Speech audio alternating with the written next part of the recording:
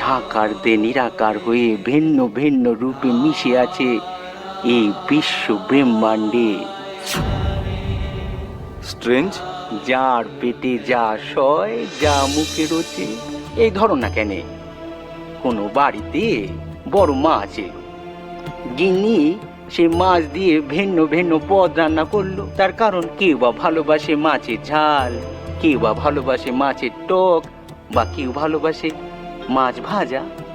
কিন্তু গিন্নির কাছে কিন্তু সেই একটি মাছ, দুটি মাছ নাই। তেমনি আমার মা বড় ঘরের গিন্নিগা ভিন্ন ভিন্ন পদ সাজিয়ে রেখেছে সবার সামনে।